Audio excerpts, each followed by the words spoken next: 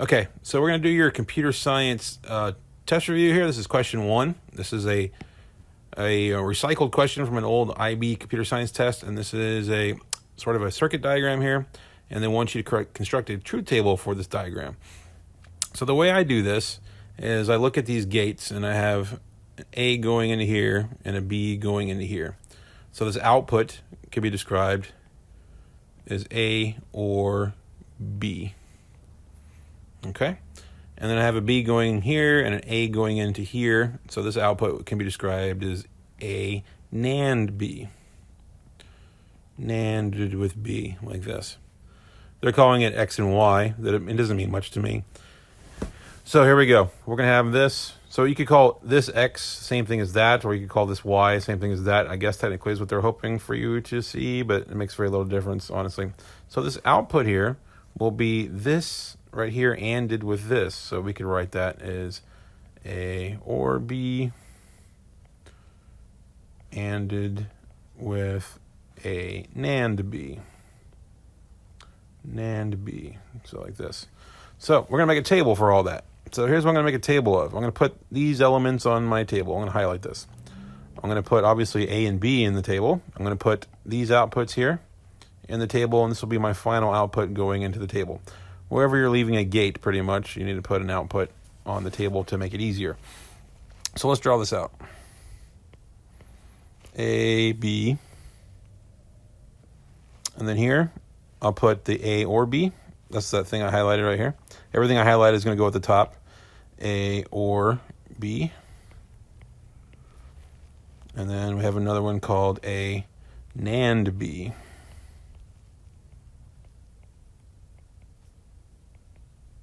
NANDed together. And then we have this last one, which would be your output, really. You could call it C, I guess is what they're calling it, but I'm going to call the whole thing just for the sake of propriety, and I have space, so it's fine.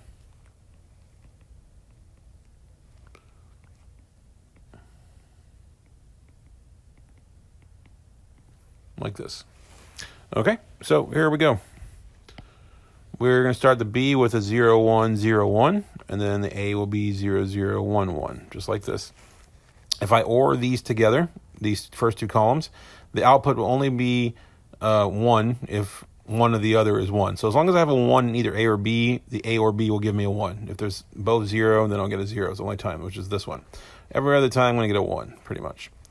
The A NAND B is going to invert the AND gate. So ordinarily, AND would only be true if both A and B were 1, right? It would only give me a 1 if both A and B were 1. And now it's going to flip that, right? So this is the only time now that's going to give me a 0 when they're both 1. Everywhere else, it's going to give me a 1. We're just flipping the AND gate. So this is kind of how that works. If that makes sense, okay? So imagine an AND gate where it would be 0, 0, 0, 1, and now it's going to be 1, 1, 1, 0. They're just flipping the output, okay? If you were to draw the NAND gate, it would look like an AND gate with an inverter on the outside of it like this when you're going through it with the two inputs, A and B, like that. So just be careful, okay? But you don't need to draw it that way. They have it like that. Okay, so this is the final output we're going to take, and here's how I want you to see it. A or B, which is this column right here, A or B, and they're going to combine it with they're going to AND it with this one. So they're going to AND these two columns, the green and the purple here together. So if they're ANDed together, remember that the output is only 1 if both of them are 1. If either of them is 0, it's going to be a 0 here. So this is going to be 0, 1, 1, 0. So this is your table, okay? This is your answer for this table. Identify the single logic gate that is equivalent to this diagram, okay? This logic gate is basically telling me that A and B, I'm comparing, when they ask me this question, I'm comparing this output with these two inputs right here. These two columns right here. And I see that if A, for this to be output to be 1, A and B have to be different. Wherever A is 0 and B is 1, or A is 1 and B is 0, when they're different, the output is 1. Everywhere else, it's 0. So this tells me that this is an exclusive OR gate, okay? An XOR gate, they call that. So this answer would be XOR gate.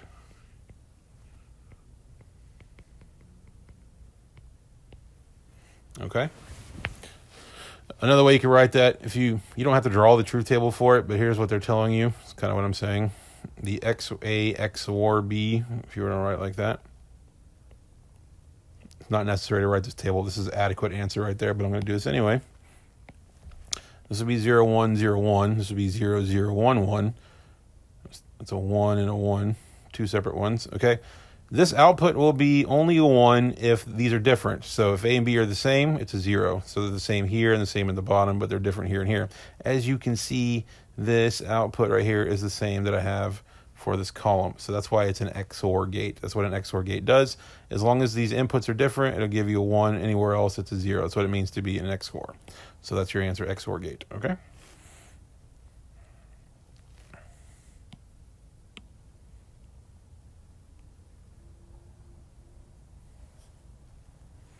All right, this last question, outline how truth tables can be used to test that any two logic gate diagrams are equivalent. Okay, so the same inputs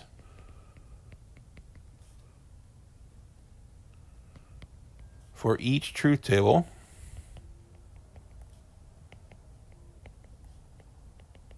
will give the same outputs.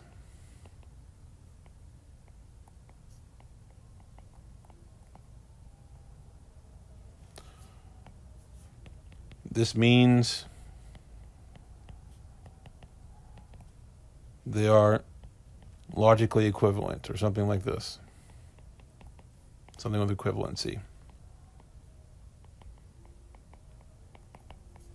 And that's it. Anything like that should give you all your points. So that's how you would do it with truth tables. If we get two truth tables, I've actually just kind of proved that. I did a logic gate. I did a truth table for the XOR gate, and then this is the truth table for the what? For this diagram, and you can see that they're logically equivalent. They're the same thing. So technically, you could represent this entire diagram as with one gate instead of doing all three of these gates that they had here. So that's kind of how that works with circuitry. There's more than one way, one more sets of diagrams to yield the same outputs, okay? And you'll see that over and over again. This is kind of how that all works. But that's that question right there, and we'll move on to question 2.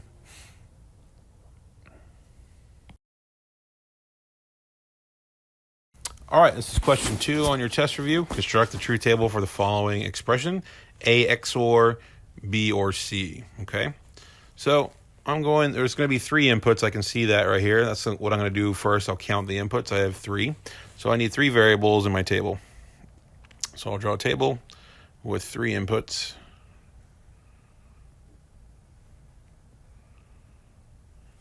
And then I'm going to count the gates that I want. So I'm going to have to say B XOR C. That's going to be its own gate, its own top of the chart right here. It's going to be an own partition of the gate right here, and then I'm going to have A XOR that. So this is going to be another one. XOR that.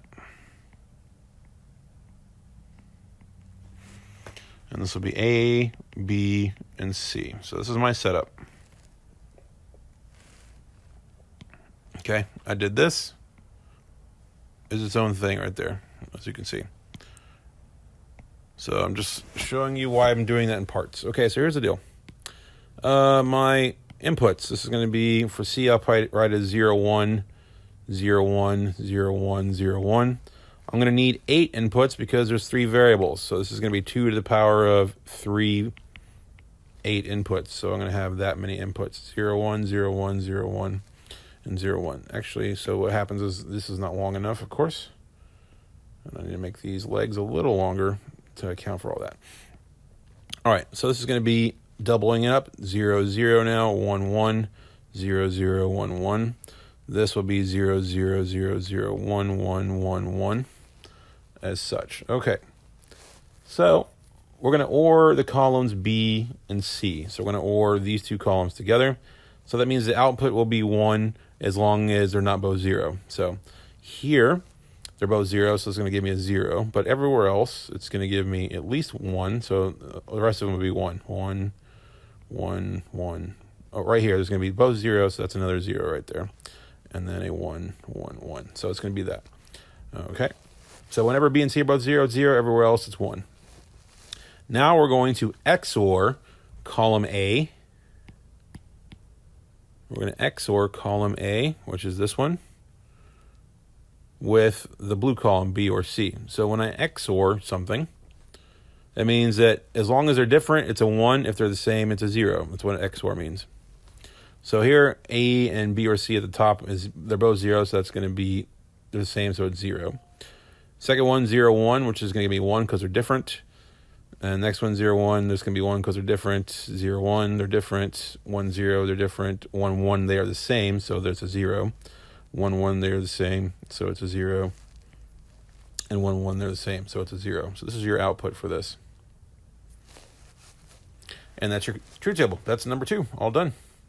You have to get used to doing this because they love asking questions like this concerning logic expressions for Boolean algebra. All right, so we're going to move on to number 3. Okay, so in question 3, we're going to construct yet another truth table for a different logic gate.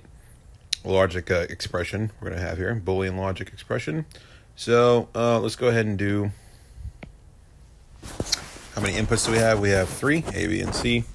So I'll do that, A, B, C. I'm going to go ahead and write A or B separately. And then I'm going to say not C.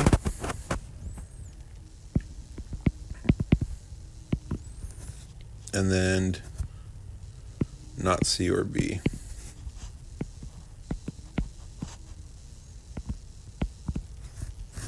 That's how I'll do it.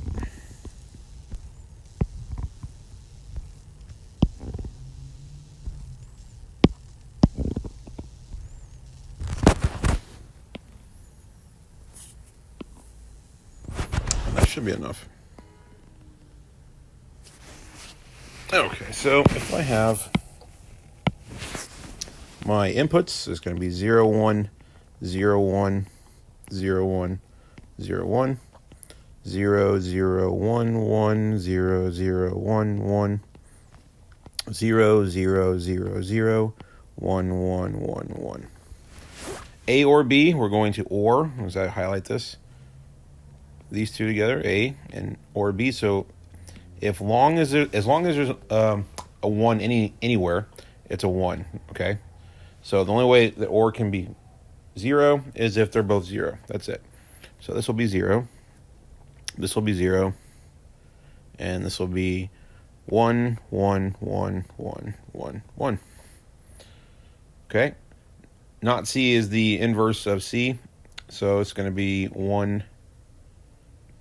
It's inverted, we can say. So we can say 1, 0, 1, 0, 1, 0, 1, 0. And then we're going to take with this, the final one,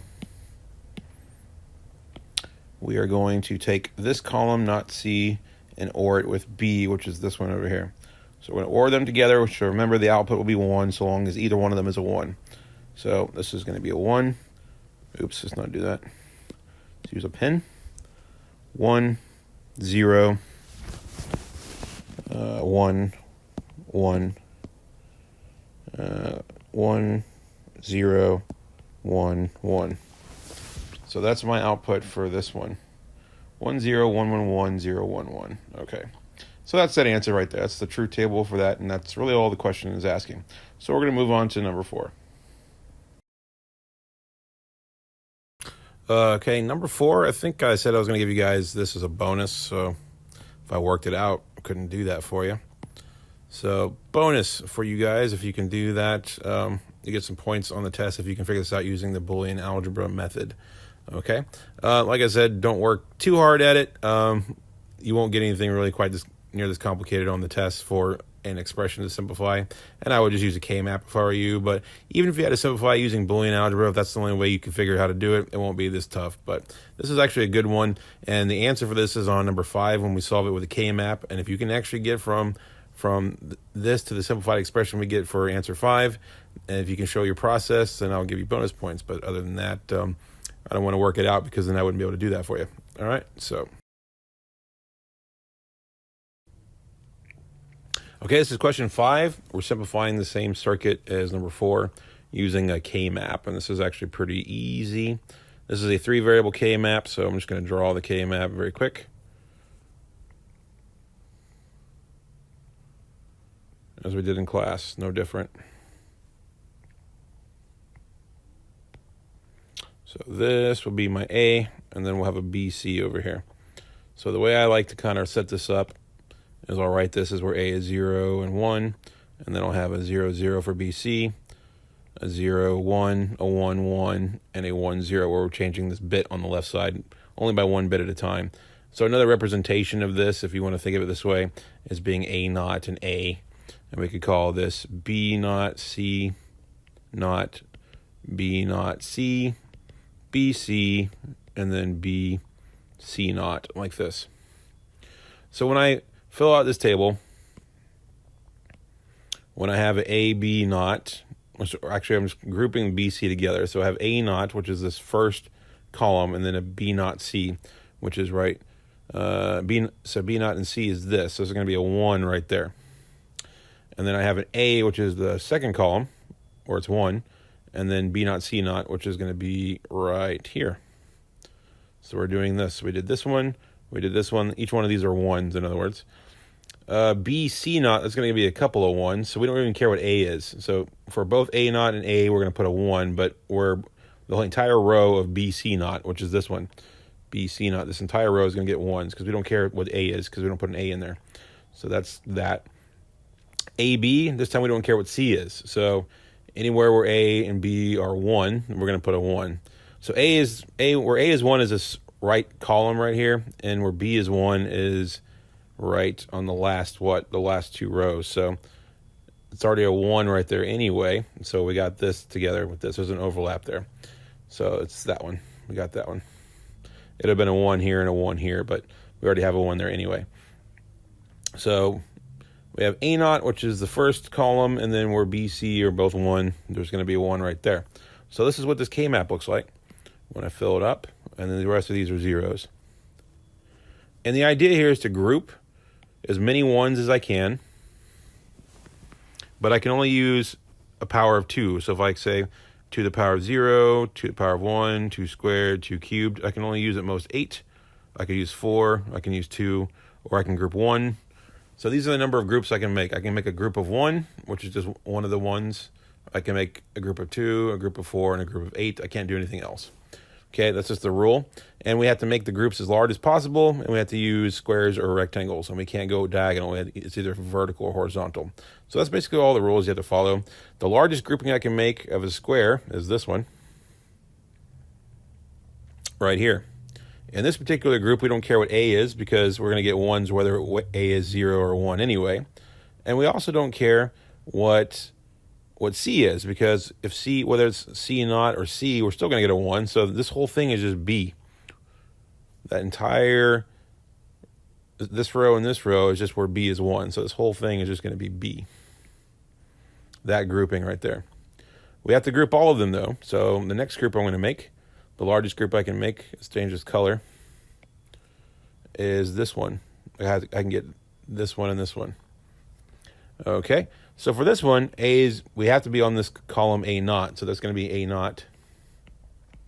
And then we don't care this time what the value of B is, because whether or not B is 1 or 0, we don't really care. It's still going to get a 1. So this is only true where C is 1. So this is going to be A naught and C, is what I'm saying right there.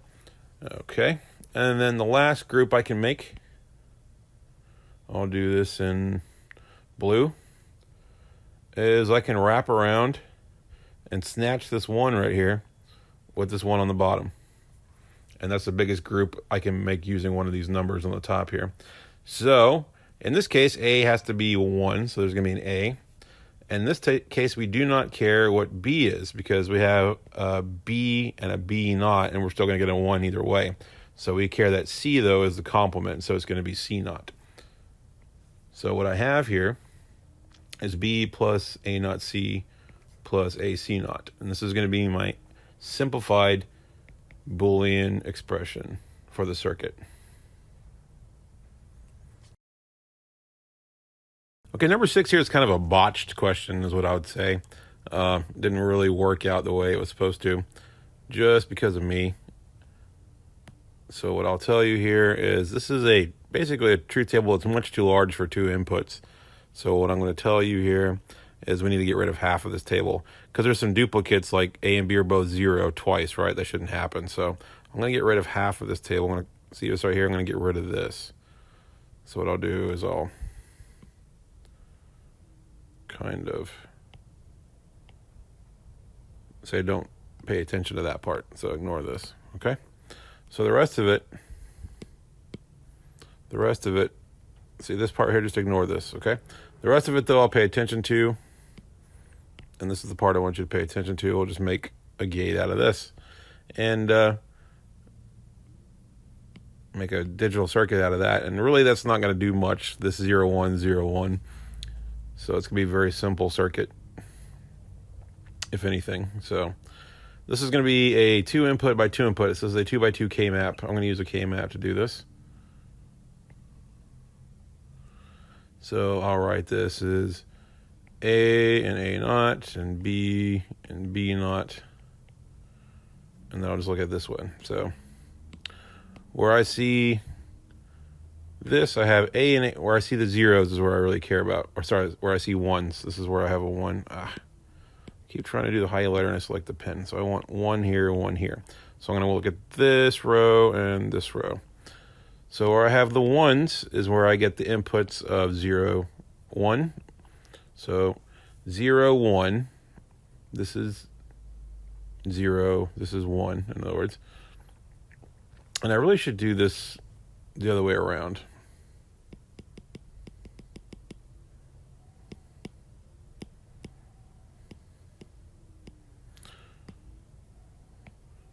So on this particular K-map, I'm going to put A naught A and B naught B.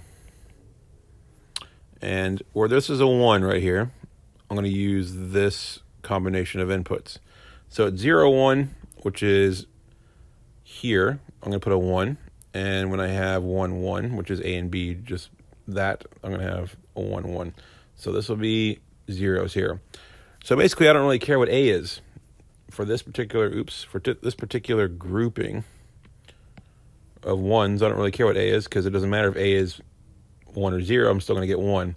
So all it has to be is B. So this whole circuit just represents B. This was kind of a goofy question. It shouldn't have been. If you can see from the truth table, whenever B is 1, this answer will be 1. That's all that really means. And it doesn't really matter that A is 0 or 1. It doesn't make any difference. So this circuit is just the input B.